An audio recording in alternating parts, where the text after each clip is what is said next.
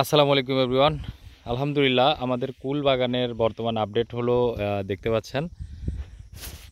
তো আমরা হলো কুল কুল শেষ হয়ে যাওয়ার পর সাধারণত একটা হার্ড প্রুনিং করে দিই, যেটা সবাই করে, এবং তার পরবর্তীতে অনেকগুলো ডাল বের হয়ে যায়। আমরা ওই ডালটাও কেটে দিই যখন মোটামুটি কয় হাত, এই যে এখানে আছে কাটা ডাল, আপনাদেরকে দেখাইলে বুঝবেন। এই দেখেন, মোটামুটি 4 হাত 5 হাত হয়ে গেলে আমরা ওটাকে আবার প্রুনিং করে দিই। এবং তার পরবর্তীতে যে কুশিগুলা বের হয় দেখেন, তারপরেও কি পরিমাণ কুশি বের হয়েছে। তো এই কুশিগুলো আসলে একটা গাছে এতগুলা রাখার প্রয়োজন কোনোভাবেই নাই। গত বছরের যদি কুশিগুলা দেখানোর চেষ্টা করি আমি, তাহলে একটু পরিষ্কার করে দিই, তাহলে দেখতে সুবিধা হবে। তো গত বছরে দেখেন, একটা দুইটা, এই তিনটা, আর এই পাশে একটা ডাল, 4টা ডাল ছিল এই টোটাল গাছটাতে। তো এবছরে আমরা ওরকমই 4টা বা 5টা ডাল রাখবো। তো ডাল পুনিং কিভাবে করব সেটা আপনাদের পুনিং করে আমি দেখাচ্ছি, যেহেতু আমি একাই।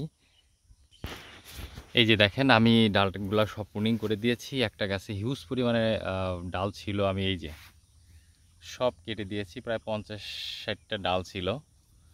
তো যাই হোক, ডালটা কাটার সুবিধা হলো, গাছ দেখেন এখন ফাঁকা দেখা যাচ্ছে। এই গাছে যদি 1 2 3 4 5 6 7 8 8টা ডাল রাখা হয়েছে, কিন্তু সবগুলা ডাল আমি রাখবো না, এর থেকেও আরও কিছু আমি কেটে দিব। আপাতত এই 8টা 10টা রেখে দিচ্ছি। ডালের সাইজ অনুযায়ী, মানে কোন দিকে যাচ্ছে গাছের চার কোনা যাতে ক্লিয়ার হয়ে যায়, এই জন্য আমি 10টা ডাল রাখলাম। পরবর্তীতে এখান থেকে আরও 2-1টা ডাল কমিয়ে দিব। কারণ হলো যে গাছের মানে আপনার ফল ধরতে হবে বেশি। ডাল বেশি হলেই ফল বেশি হবে, বিষয়টা এমন না। কারণ হলো গাছে পর্যাপ্ত খাবার দিতে হবে, গাছের জায়গা থাকতে হবে, যে সাইডে কতটুকু যাবে এগুলো অবশ্যই নির্ভর করে। তো এটা হলো আমার বাণিজ্যিক 4র্থ বছরের বাণিজ্যিক কুলের বাগান, যেখানে আমি কুলের মধ্যে তিল চাষ করেছিলাম। তিলটা গত 2-3 দিন আগে কাটা কমপ্লিট হয়েছে। এখন আমি এই যে কাকসাগুলো দেখতে পাচ্ছেন, গোড়া, এগুলো সব তুলে দিব ক্লিয়ার করে, এরপর ঘাস মারা ওষুধ দিব।